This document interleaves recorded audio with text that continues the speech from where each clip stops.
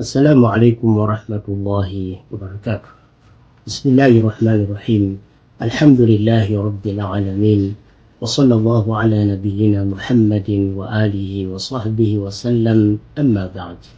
Ndugu yangu, maisha haya ambayo tunaishi ni maisha ambayo hatukosi kupatwa na mazito magumu katika maisha haya.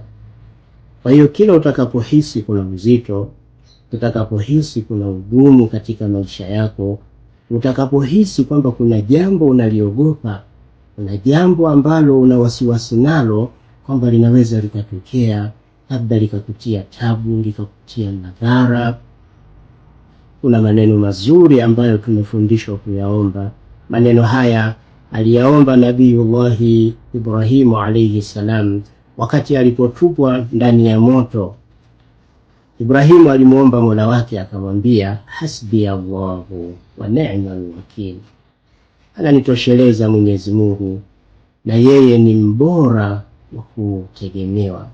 Maneno mafupi, maneno machache, hasbi Allahu wa ni'mal wakil, ananitosheleza Mwenyezi Mungu na yeye ni mbora wa kutegemewa. Maneno haya alipoasema, Mwenyezi Mungu Subhanahu wa Ta'ala akamtatulia lile zito alilokuwa nalo. Mwenyezi Mungu akatoa amri katika moto huo, akasema, ya naru, ewe moto, kuni bardan wa salaman ala Ibrahim, kuwa baridi na uwe salama kwa Ibrahim. Moto ukawa si wenye kumuunguza Ibrahim. Ibrahimu akatoka akiwa salama kabisa.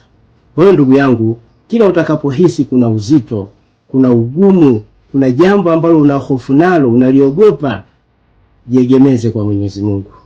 Mweleze Mwenyezi Mungu kwamba yeye ndiye anayekutosheleza na yeye ndiye mbora wa kutegemewa. Kufanya hili litakuwa ni kheri kwetu sisi kuliko kufanya mengine ambayo hayapo katika utaratibu uliokuwa mzuri. Wabillahi tawfik. Assalamu alaikum wa rahmatullahi wa barakatuhu.